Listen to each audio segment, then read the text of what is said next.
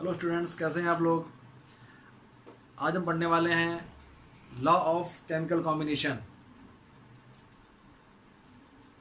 Class 9th में 3 laws हैं जो फर्स्ट ईयर में। क्लास 11th में आपको 5 लॉज पढ़नी पड़ेंगी। आप देखिए फ्लैश हो रही हैं स्क्रीन पे। 5 लॉज हैं। Law of conservation of mass, law of multiple proportion, law of constant proportion. ये क्लास 9th के सिलेबस में है, जबकि 11th में 2 लॉज और हैं। गे-लुजैक लॉ ऑफ कंबाइनिंग वॉल्यूम्स जो कि गैस के लिए है, and last one is law of multiple proportion. ये लॉज बहुत ही इंपॉर्टेंट रोल प्ले करती हैं। These help us to understanding the combination of elements to form compounds. Okay students, means कैसे एलिमेंट्स कंबाइन हुए और उनसे कंपाउंड बने, कैसे कैसे रेशियो में क्या क्या होता है, वो सब हम इसमें इन लॉज में पढ़ने वाले हैं। ओके स्टूडेंट्स, तो first law is law of conservation of mass. First law of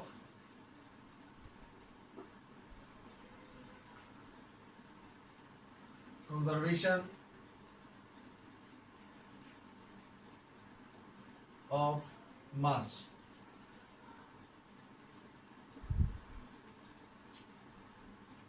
This law was given by Antoine Lavoisier।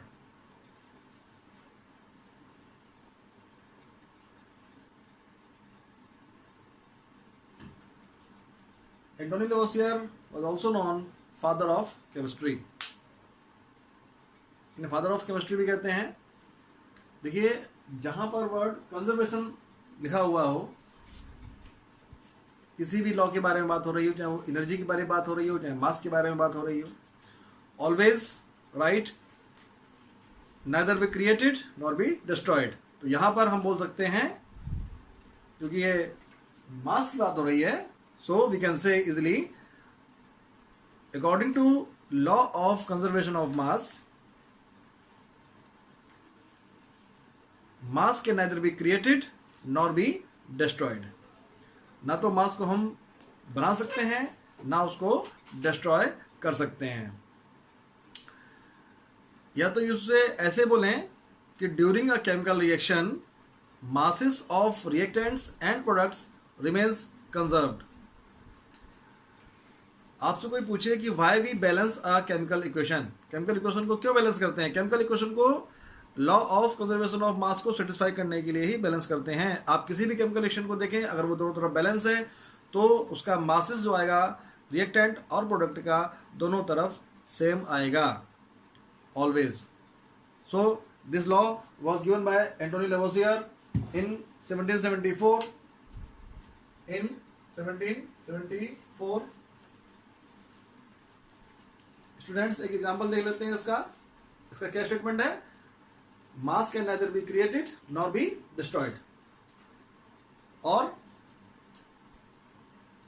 During a chemical reaction mass of reactant and mass of product remains conserved. एक example देखते हैं। Calcium carbonate, CaCO3 है calcium carbonate. इसको हम decompose करते हैं by means of heat. Delta represents heat. It is an example of thermal decomposition reaction. Okay, तो it will split up into calcium oxide and CO2। Calcium oxide is also known as quick lime.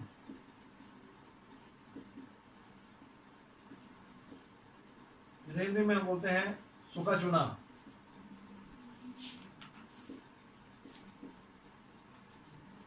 Okay, अब देखिए calcium का atomic mass calcium का होता है Ca equal to 40, carbon का 12, oxygen का होता है 16।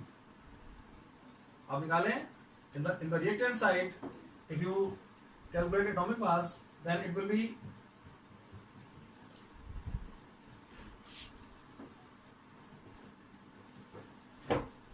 स्टूडेंट्स, पहले हम बात कर लेते हैं how to calculate atomic mass. इसको थोड़ा रोकते हैं यहाँ पर।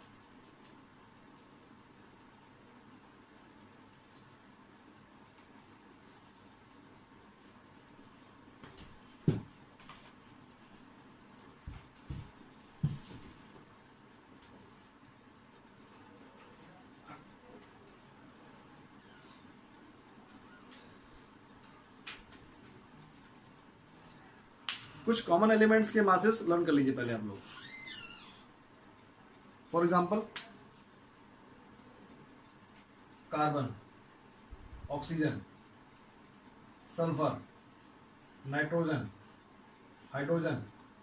कार्बन का 12, oxygen 16, sulphur 32, nitrogen 14, hydrogen 1, phosphorus 31।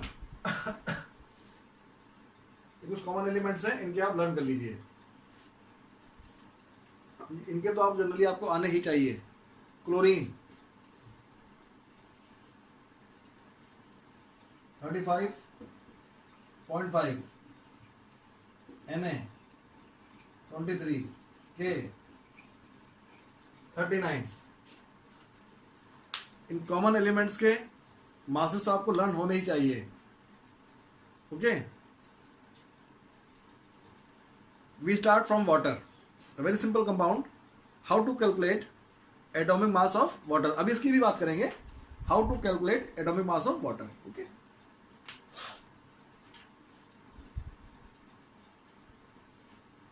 Water का फॉर्मूला होता है H2O। देखिए स्टूडेंट्स, यहाँ पर 2 हाइड्रोजन है और 1 ऑक्सीजन है। Here 2 hydrogen and 1 oxygen is there. इन दोनों को आप ब्रेक कीजिए। ये 2 है, इसे ब्रेक किया, यहाँ ला दिए प्लस का साइन, 2H + 1। इसको आप ऐसे भी लिख सकते हैं 1O, इस तरीके से 1O। It is not 10, it is 1O। चाहे तो आप इसे ब्रैकेट बंद कर लें, 2H 1O। अब देखिए 2H का एटॉमिक मास 1 है, 2 × 1 + 1 × होगा 16 है। Hydrogen has atomic mass 1, oxygen has atomic mass 16. 2, 16, it will be 18U. U means unified mass. पहले इसे बोलते थे AMU, atomic mass unit, which is modified, and now it is written as U. 18U. If you want to represent in grams, then it will be 18G, that is 18 gram, which is known as gram molecular mass. देखिए मैंने यहाँ लिखा है atomic mass. अगर हम बात करें किसी एटम की तो वो that is called atomic mass. और क्योंकि ये दोनों मिलकर एक मॉलिक्यूल बन गया है, so it now it is known as molecular mass. तो आप यहाँ पे हम एटॉमिक मास कह लें या मॉलिक्यूलर मास कह लें, एक ही बात है। Molecular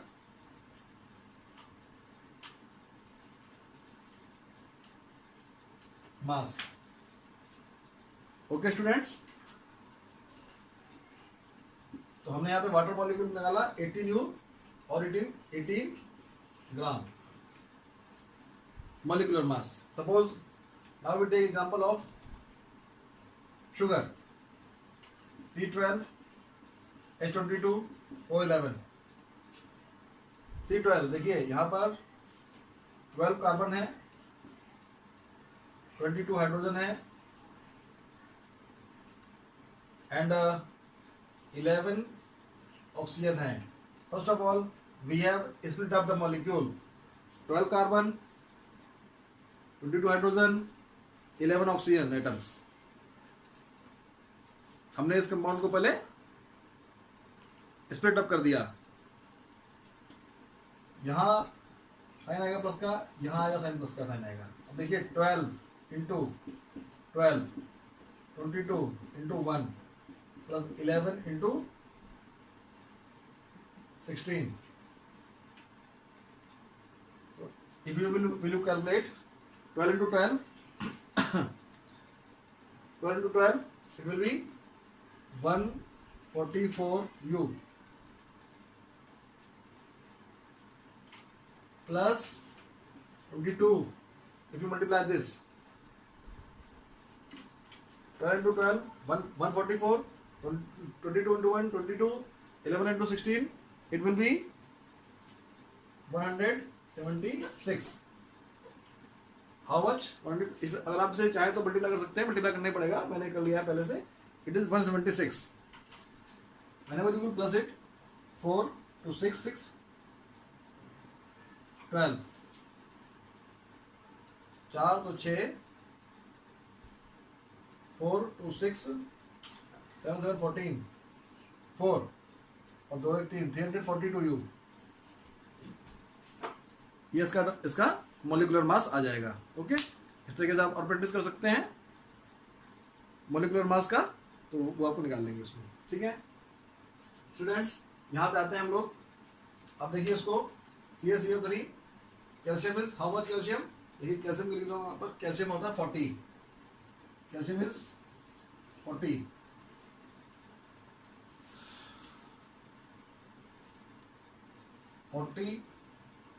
plus 12 plus 3 into 16, it will be 40 plus 12 plus 48.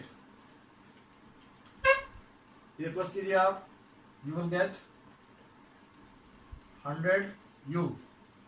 Means the mass of reactants in this reaction is 100u. What is the mass? 100u. Here in the product side 40 होगा Ca का और oxygen का होगा 16, it will be 56u. आगे देखते हैं carbon, 12 plus 2 into 16, 12 plus 32, 4, 3 and 1, 4, 42u. अगर आप 56 और 44 को ऐड अप करेंगे, you will get 100u. LHS and RHS is equal.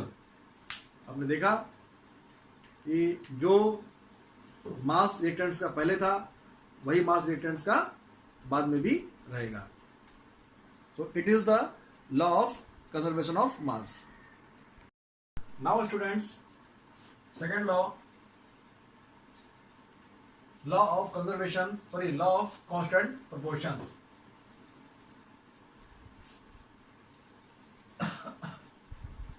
Law of constant proportion.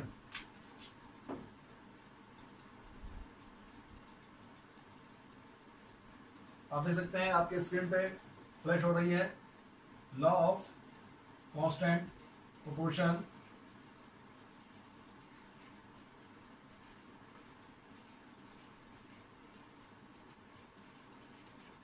और लॉ ऑफ डेफिनिट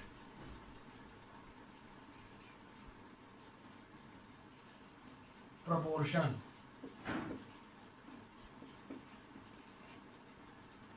क्या कहती है ये लॉ?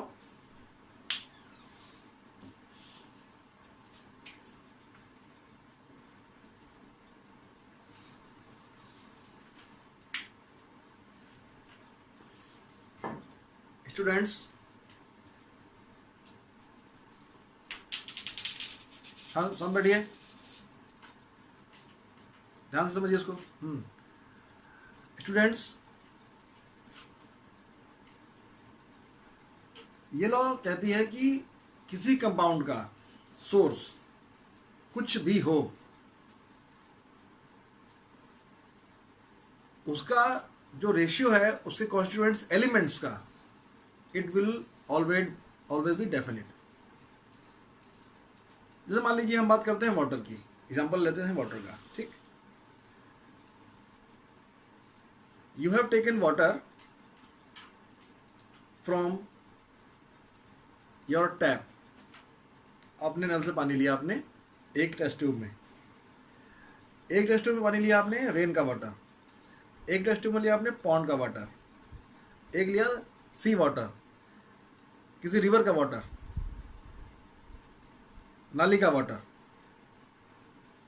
गटर का वाटर, कहीं का वाटर लें, टेस्ट ट्यूब में आप लें, मीन्स आप कहीं का वाटर लें, क्योंकि वाटर है उसका फॉर्मूला H2O ही रहेगा और उसको बनाने वाले जो एटम्स हैं उनका रेशियो भी 1:8 ही रहेगा। It will always be fixed, always be definite, always be constant. मीन्स किसी भी कंपाउंड को बनाने के लिए हम हमारे सोर्स कैसे भी हों, लेकिन उसके कॉन्स्टिट्यूएंट्स का जो रेशियो है it will not change, it will always constant. It is the law of constant proportion that was given by Joseph Proust. It was given by Joseph Proust.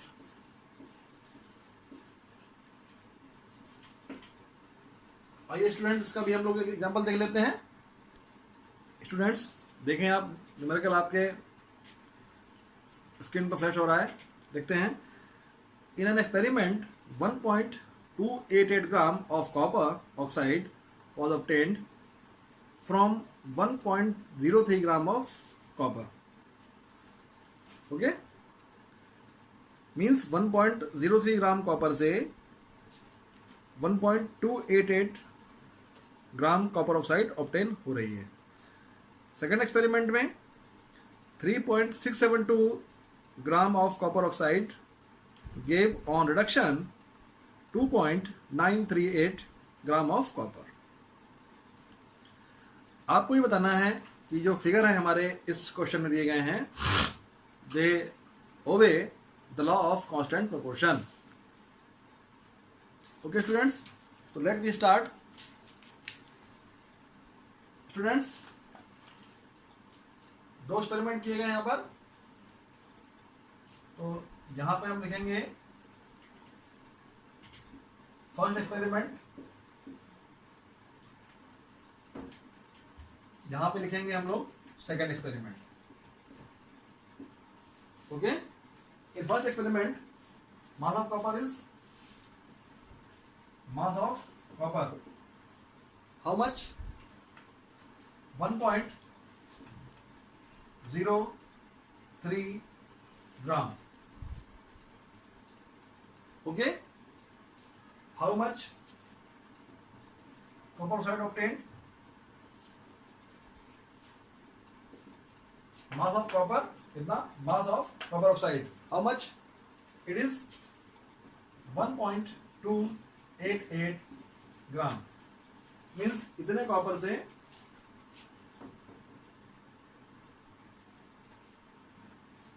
इतने ग्राम हमने कॉपर ऑक्साइड ऑब्टेन किया। Okay students, तो what will be the mass of oxygen in this compound, in this experiment, NMO ओ निकालते हैं यहाँ पर हम लोग। इस मास में से, क्योंकि whenever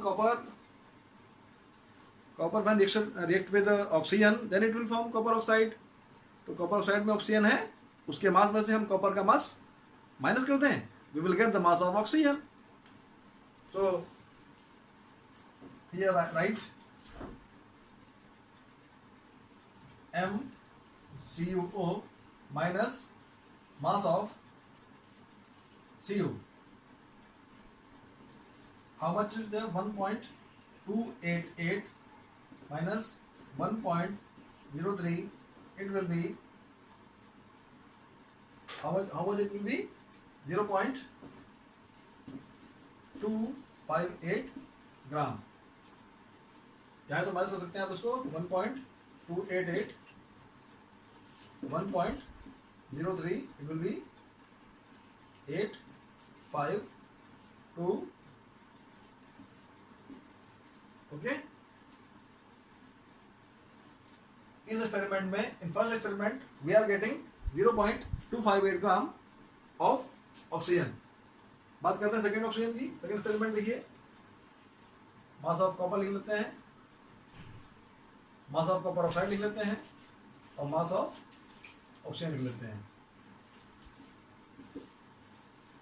how much it is there? It is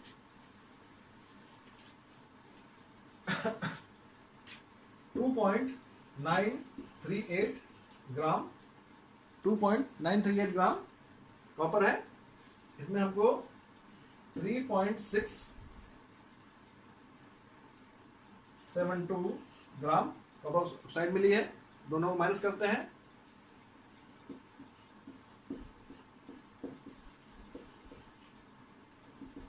how much it will B? 0.734 gram.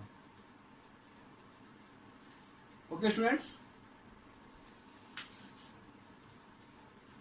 Now यहां पे निकालते हैं हम लोग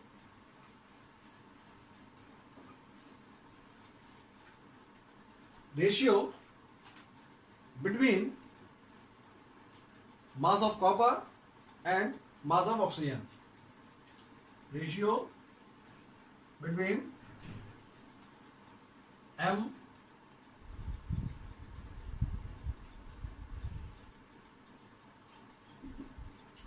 देखिए, it is 1.03 gram and it is 0.258 gram. Whenever you will calculate it, you will get 4:1। जब आप इसको सॉल्व करेंगे तो आपको आंसर मिलेगा 4:1।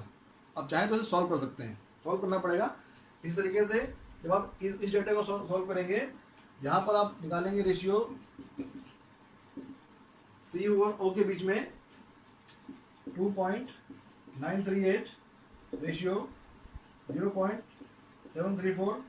Here you will also get 4:1। ठीक है, क्या यहां क्लियर हुआ? ये इस एक्सपेरिमेंट में कॉपर ऑक्साइड अदर मेथड से प्राप्त हुई, मीन्स ये कोई अलग एक्सपेरिमेंट था, ये वाला कोई अलग एक्सपेरिमेंट था। दोनों में बना क्या? Copper oxide. कॉपर ऑक्साइड का, कॉपर का मास दोनों में डिफरेंट था। ये अलग एक्सपेरिमेंट, ये अलग एक्सपेरिमेंट, बट दोनों ही केस में कॉपर का और ऑक्सीजन का जो रेशियो आ रहा है, इट इज 4:1। तो ये डेटा हमारा क्या शो करता है?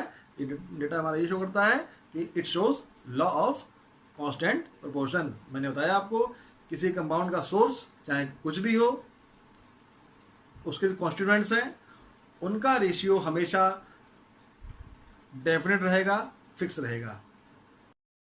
Law of multiple proportion. Students, this law was given by Dalton in 1808। इस लॉ में क्या है? इसमें यह है कि if two elements combine to form more than one compound, means कोई भी दो एलिमेंट मिलकर कोई एक से अधिक कंपाउंड बनाते हैं, तो then the different masses of one element which combine with the fixed mass of the other element bear a simple ratio one another। means जो फिक्स एलिमेंट, एक एलिमेंट फिक्स है मतलब उसका मास फिक्स है और दूसरा एलिमेंट के अलग अलग मास से हमने कंबाइन किया है, तो आपस में इनमें एक सिंपल रेशियो होगा दोनों एलिमेंट्स के बीच में। इसको हम एग्जांपल से समझते हैं। फॉर एग्जांपल, और आप देखिए इसकी डेफिनेशन फ्लैश हो रही है, आप इसको एज इट इज लर्न कर सकते हैं और इसे समझ सकते हैं। Let me see this example. मान लीजिए nitrogen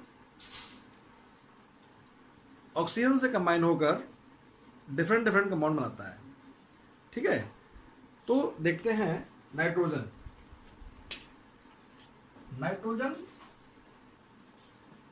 and oxygen combines,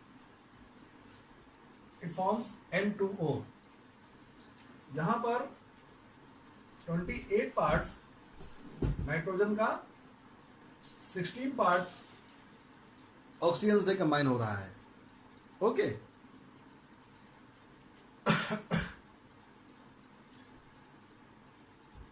N2O3 second compound, इसमें 28 पार्ट्स नाइट्रोजन कंबाइन होकर 48 पार्ट्स 48 पार्ट्स यहाँ पर नाइट्रोजन के हैं, ऑक्सीजन के यहाँ पर हैं। ठीक है, N2O3।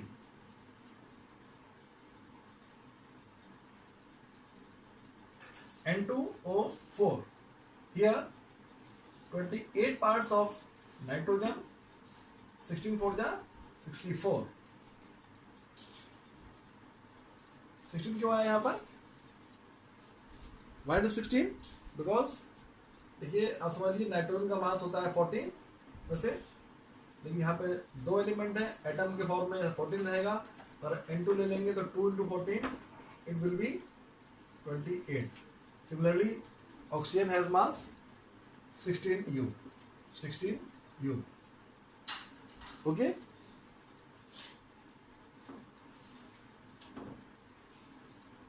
N2O3 अगर उसको हम N2O2 करते हैं, मतलब नाइट्रोजन फॉर्म करता है, तो it will B 32।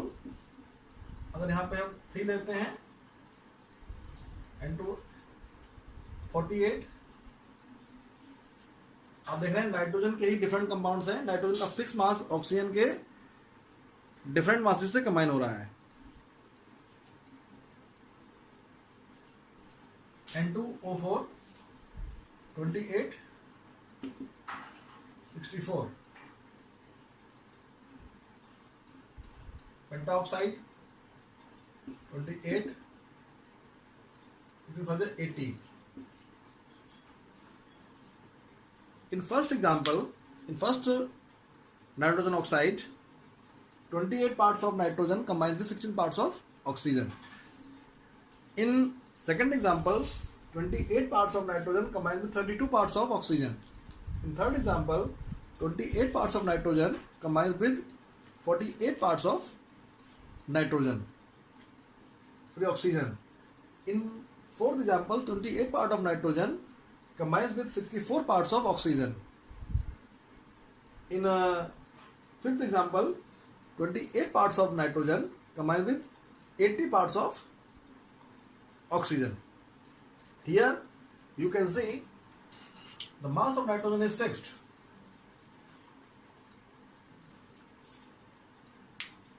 But the mass of oxygen is different in all compounds. So इनमें क्या रेशियो होगा?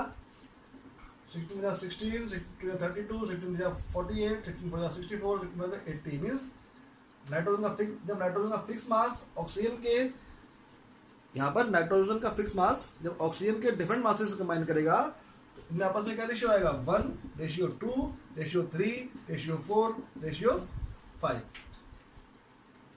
Okay, it is the law of multiple proportion, law of reciprocal proportions. Students, this law was given by Richter in 1792.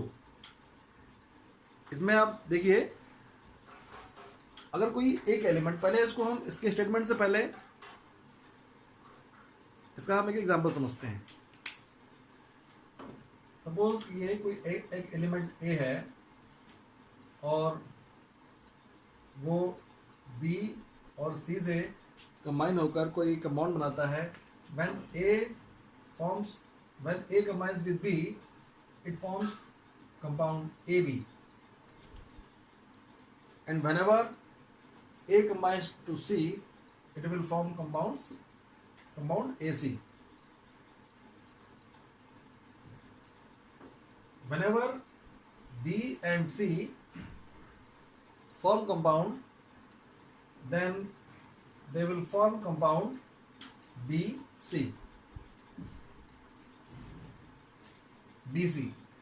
अब जिस ratio से वो B और सी के parts यहां पे कंबाइन किए होंगे,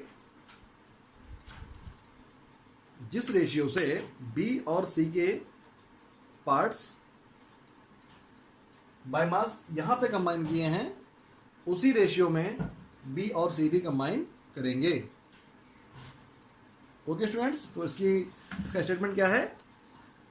when definite mass of an element combines with two other elements B and C to form two compounds, and if B and C also combine to form a compound, then combining masses are in same proportion or bear a simple ratio to the masses B and C, which combine with a constant mass of A. देखिए आपको एक example दिख रहा होगा screen के ऊपर, आप उसे समझ सकते हैं। हाइड्रोजन ने Na से कंबाइन किया है, it forms NaH, sodium hydride. Means hydrogen का एक part, hydrogen one part, 23 part of Na।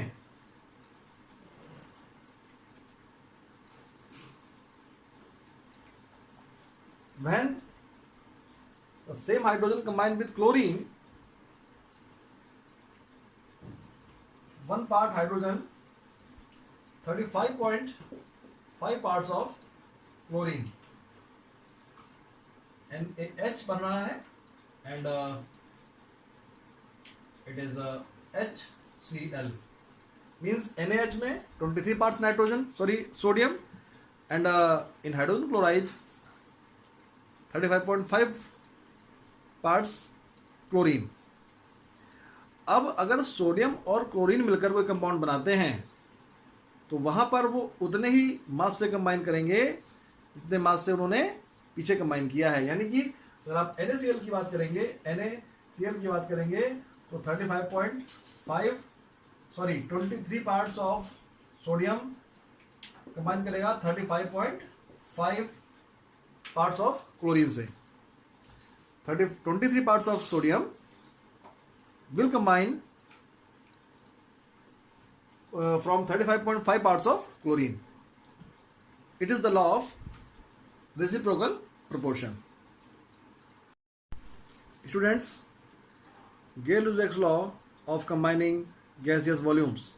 This law was given by Gay-Lussac in 1808. इसमें क्या था? When gases react with each other in a simple ratio of their volumes. इन्होंने कहा कि gases जो react करती हैं they will do so in simple ratio of their volumes, and if their product is also gaseous state, then the volume of the product also bears a simple ratio with the volumes of gaseous reactants when all volumes are measured under similar condition of temperature and pressure.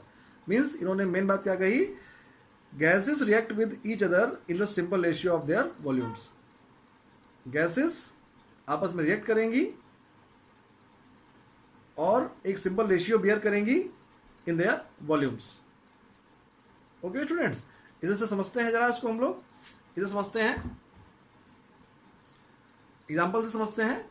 जैसे मान लीजिए इन्होंने example लिया, जैसे अगर आप hydrogen combine करें chlorine से Cl2, it will form 2HCl। ये भी गैस है, ये भी गैस है।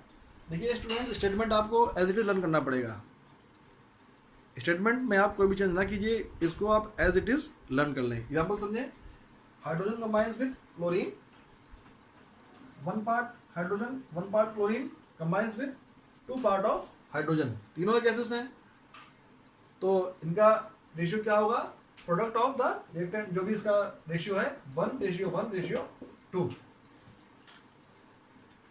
इन सबका रेशियो आएगा 1:1:2। ओके स्टूडेंट्स, तो volume of reactants and products 1:1:2 means दोनों में, रिएक्टेंट और प्रोडक्ट्स में दोनों में ही एक सिंपल रेशियो है। और देखते हैं example, nitrogen combined with hydrogen, it forms ammonia. Balance कर लीजिए इसको, 2 यहाँ लगा लीजिए, 2n, 2 बैलेंस हो गया, 3 2 6, 1 part of nitrogen, 3 parts of hydrogen, ये भी गैस और ये भी एक गैस है, 2 पार्ट्स ऑफ अमोनिया। यहाँ पर भी प्रोडक्ट्स में और रिएक्टेंट्स में एक सिंपल रेशियो होगा। क्या रेशियो होगा? 1:3:2 means gases react and they bear a simple ratio in their volumes।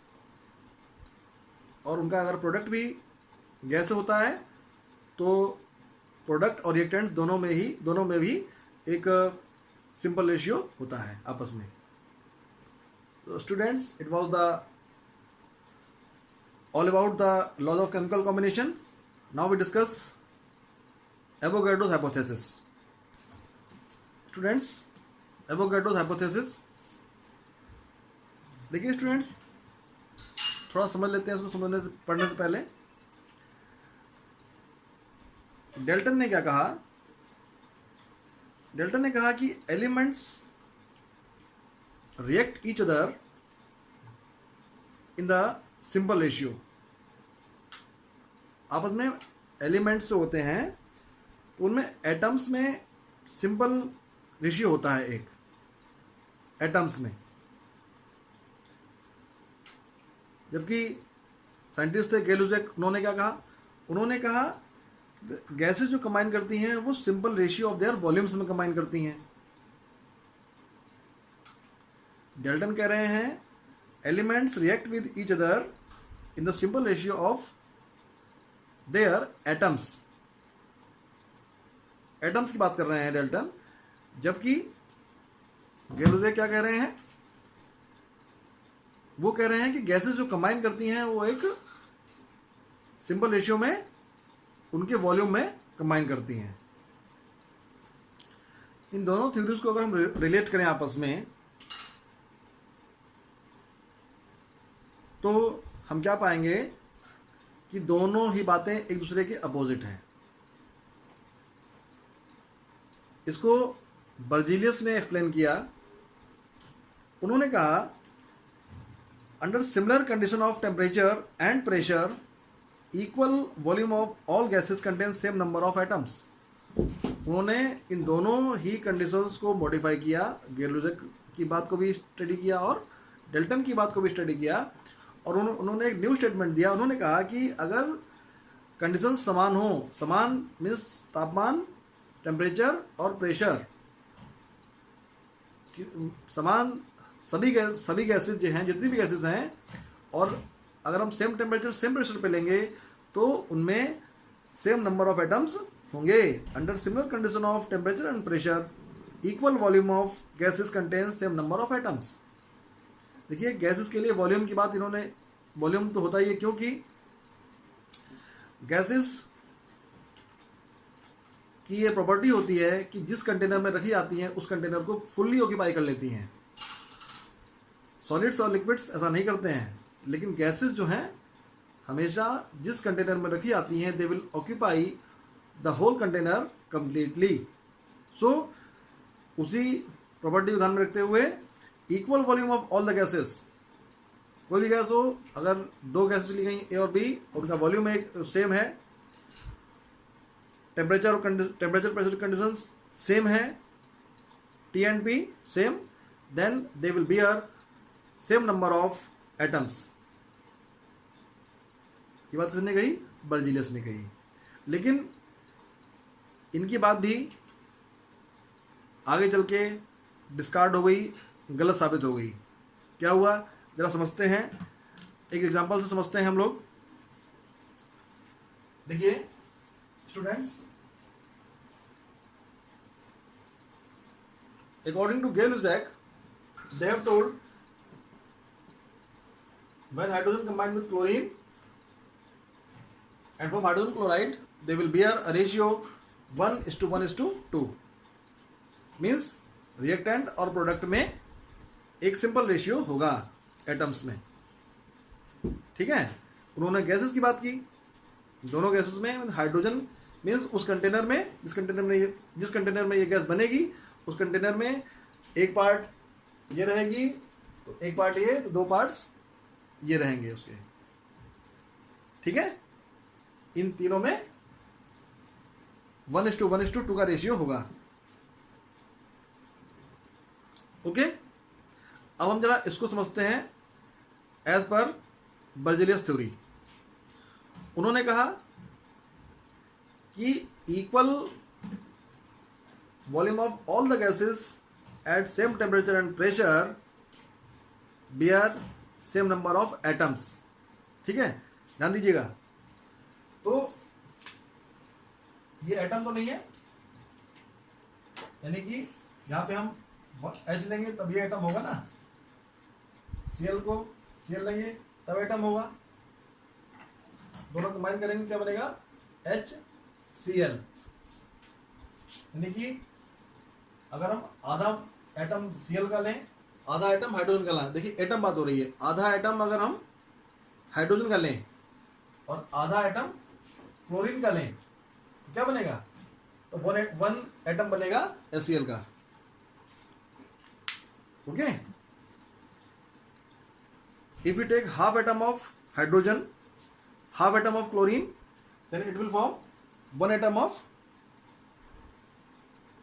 hydrogen chloride.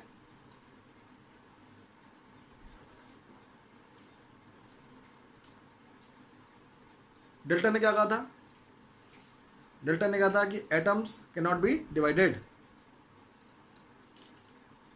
According to Dalton atoms can not be divided. तो अगर डिवाइड नहीं कर सकते हैं तो how does this condition possible, जब एटम को डिवाइड ही नहीं कर सकते हैं तो एक एटम कैसे बनेगा, आधा एटम तो बन ही नहीं सकता है। तो इस तरीके से बर्जेलियस की जो स्टेटमेंट था वो भी फेल हो गया। This situation was rectified by Amedeo Avogadro, और उन्होंने एटम्स और मॉलिक्यूल्स को एक न्यू टेक्निक से डिफाइन किया, नए तरीके से डिफाइन किया। उन्होंने कहा एटम क्या है, the smallest particle of an element that can take part in chemical reaction but generally can not exist freely. Means atom क्या है, एलिमेंट का स्मॉलेस्ट पार्टिकल है but it can not exist freely, alone नहीं हो सकता है, ठीक। Molecule smallest particle of substance which has free और independent existence and possess all characteristics of substance. A molecule of an element composed of like atoms, while a molecule of compound will composed of compounds different elements.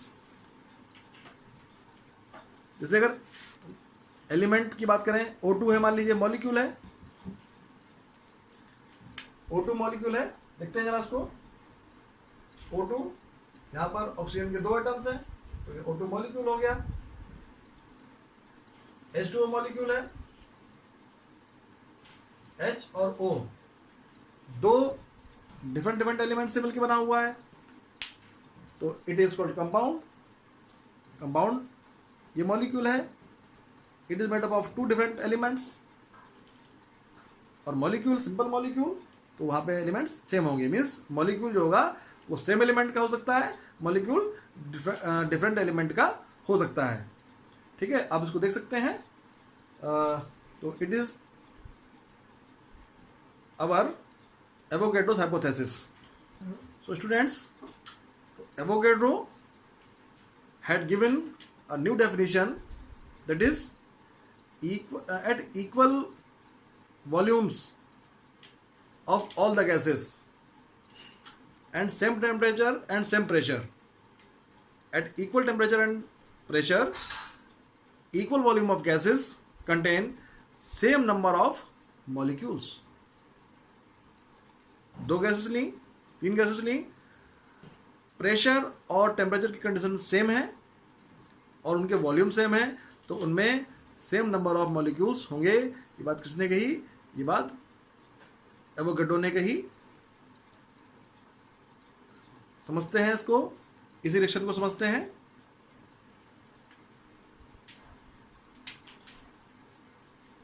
Hydrogen chlorine,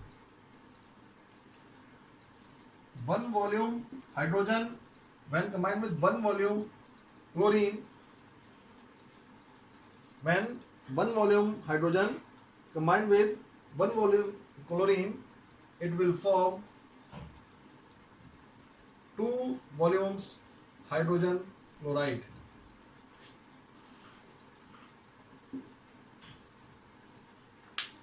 ये molecule when 1 volume of hydrogen combined with 1 volume of chlorine, it will form 2 volumes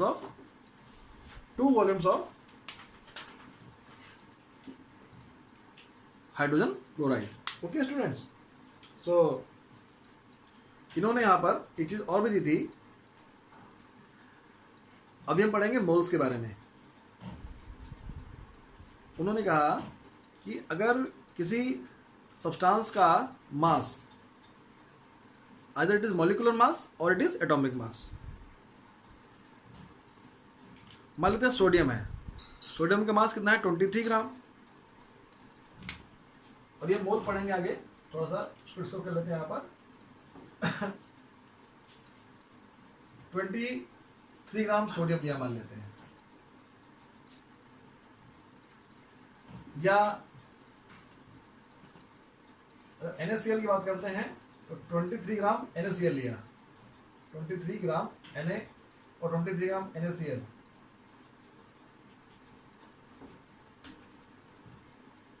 $58.5 gram NaCl has taken. Okay, no, 58.5 gram. It is equal to 1 mole. It is also equal to 1 mole. And what is 1 mole? 1 mole of any substance contains 6.022 into 10 to the power 23 particles. Avogadro ने कहा कि किसी भी substance के 1 mole में कितने particles होंगे? 6.022 into 10 to the power 23 particles होंगे। अब 1 मोल क्या है? whatever is the atomic weight or molecular weight or formula weight of substance, that is equal to 1 mole. जैसे मान लीजिए अगर हमने वाटर लिया, तो आप जानते हैं कि वाटर का मोलिकुलर मास 18 होता है। 18 ग्राम वाटर जो है it is equal to 1 mole. अगर आपने Na लिया, एटम है सिंपली, 23 मास इसका होता है। If you have taken 23 gram of sodium, it will equal to 1 mole. अगर आप CO2 की बात कर रहे हैं तो CO2 का मास होता है 44 ग्राम, 44 होता है। If you take 44 gram of CO2, it is equal to 1 mole. So it is a constant. 1 mole of any substance has how many particles? 6.022 into 10 to the power 23 particles. Okay students? उन्होंने ये भी कहा कि 1 mole of any gas means किसी भी gas का 1 मोल आप लेंगे और एट NTP और STP. What is NTP? Normal temperature pressure, and STP is standard temperature pressure. So NTP normal temperature pressure, STP standard temperature pressure. NTP STP क्या है? थोड़ा समझते हैं इसको.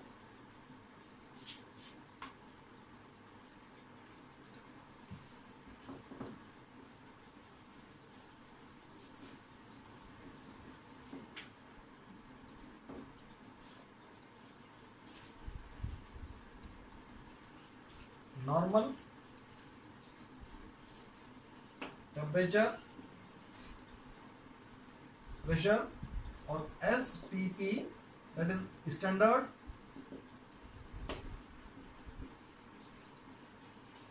Temperature pressure. Pressure 760 mm of Hg होता है STP पर। Temperature होता है 0 डिग्री सेल्सियस और 273 केल्विन।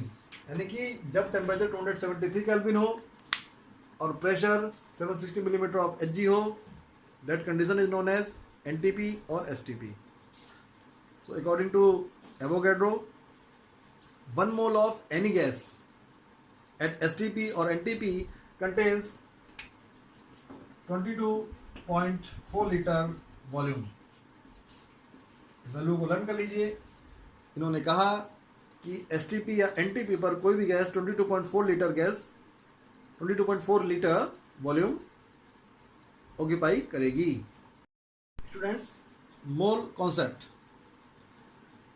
क्या होता है? पहले हम समझते हैं कि मोल एक्चुअली है क्या। Students, don't be confused between mole and molecule. ठीक है, मोल समझते क्या होता है। पहले हम एग्जांपल लेते हैं। Suppose you have taken 18 gram water. 18 ग्राम क्यों लिया? क्योंकि वाटर का मॉलिक्यूलर मास 18 ग्राम होता है। ये 1 मोल के बराबर होगा। आपने 44 ग्राम CO2 लिया है, it is equal to 1 mole. 44 gram CO2 लेंगे, ये भी 1 मोल के बराबर होगी। आपने मान लीजिए Na लिया है, सोडियम सिंपल, 23 इसका मास होता है, 23 ग्राम ले लीजिए, इट इज इक्वल टू 1 मोल। आप NaCl की बात करते हैं, 58.5 ग्राम NaCl ले लीजिए, इट इज इक्वल टू 1 मोल। मैं ये क्यों लिख रहा हूँ? मैंने ये क्यों लिखा है कि 18 ग्राम वाटर या 44 ग्राम CO2 या 23 ग्राम सोडियम, समझते हैं उसको।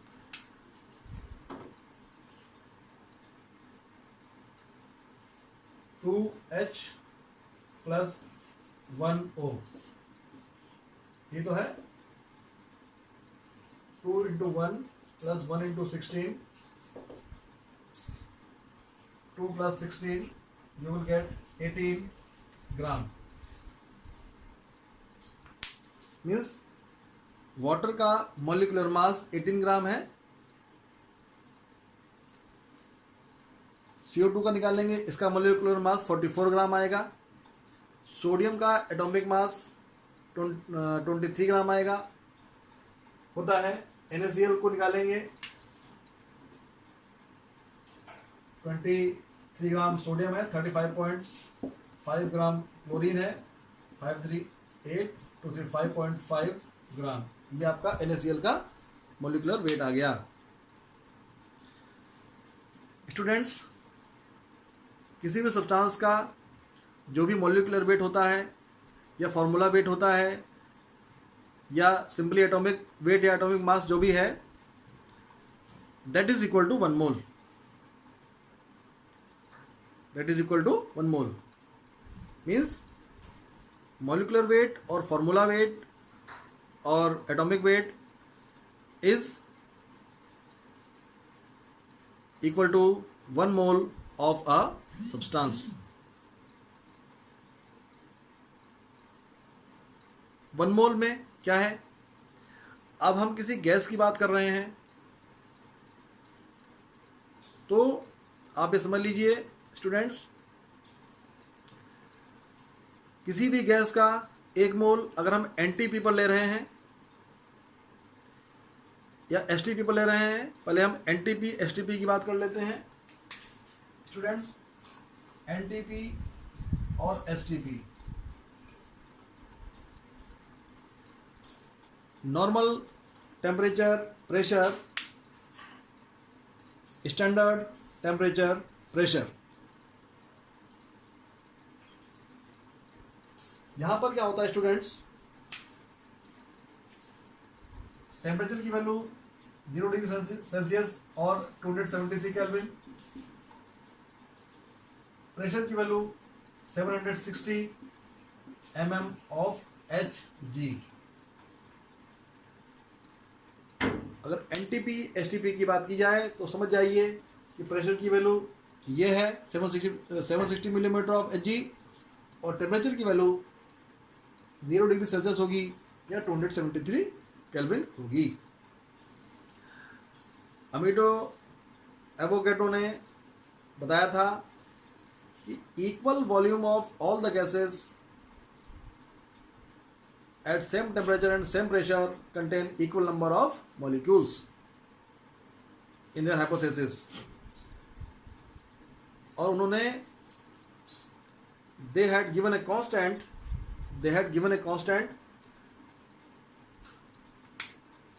that is known as Avogadro's constant, that is the number 6.022 10 to the power 23। it is Avogadro's constant।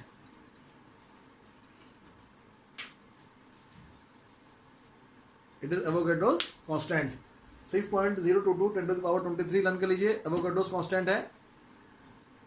इन्होंने कहा किसी भी सब्सटेंस का एक मोल हो, किसी भी सब्सटेंस का एक मोल मॉलिक्यूलर वेट हो या फॉर्मूला वेट हो या सिंपली एटॉमिक मास हो, means formula mass, atomic mass और आयोनिक मास जो भी ले रहे हैं आप,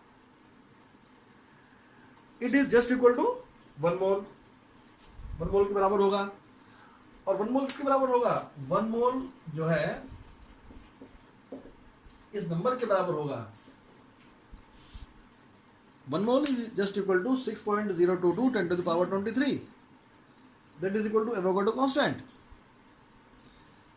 मीन्स किसी भी सब्सटेंस का एक मोल 1 मोल एवोगाड्रोस कांस्टेंट होता है। हैं? अगर मोल की हम डेफिनेशन की बात करें तो एक डेफिनेशन ये हो सकती है, mole is defined as the number of atoms in 12 gram of carbon 12। एक डेफिनेशन तो ये हो सकती है। सेकंड डेफिनेशन आप इसकी ये बता सकते हैं, 1 mole of a substance is the formula mass और एटॉमिक मास और ionic mass of that substance. 1 mole is equal to, मैंने बता दिया आपको। और गैस की बात हो रहे हैं, अगर गैस की बात हो रही है तो 1 mole of any gas, 1 mole of any gas at same temperature and pressure had equal number of molecule, तो बताया उन्होंने, एवोगाड्रो ने। यहां पर 1 mole of any gas at NTP और एसटीपी कंटेन पार्टिकल्स, मॉलिक्यूल्स इतने हो गए हैं, contain 22.4 litre volume.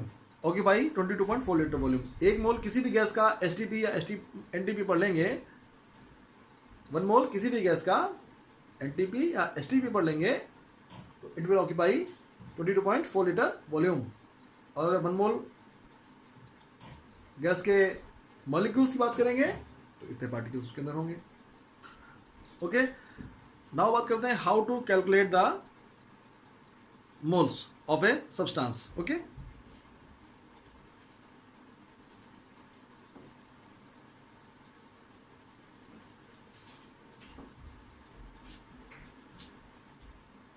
Students,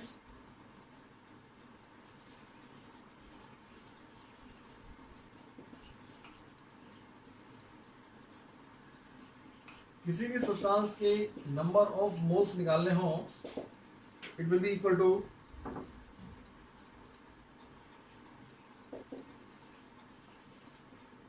wait of substance upon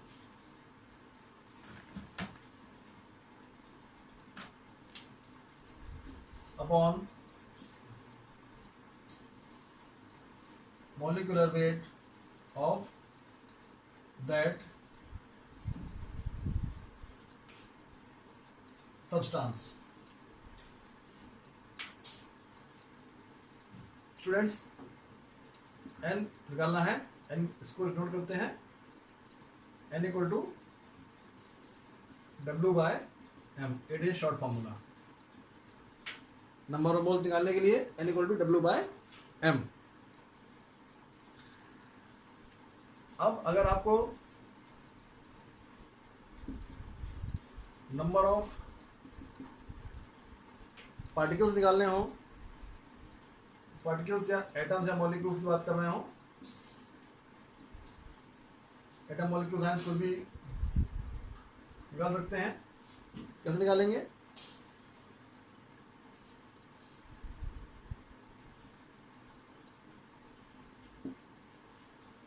number of particles equal to small n into capital N।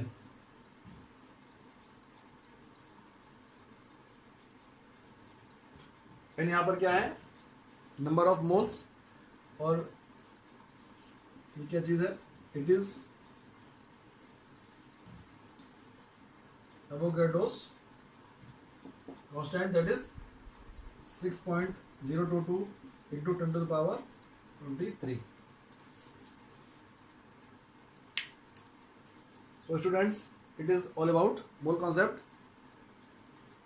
इसके न्यूमेरिकल्स भी हैं,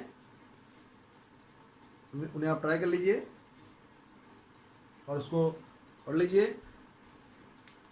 स्टूडेंट्स, यहाँ तक आपको कोई डाउट होता है आप कमेंट सेक्शन में आ सकते हैं। आई विल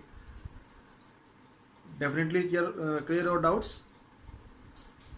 मेरे वीडियो अच्छे लग रहे हों तो प्लीज़ आप मेरे वीडियोस को लाइक करें, शेयर करें और मेरे इस चैनल को सब्सक्राइब करें। Thank you students.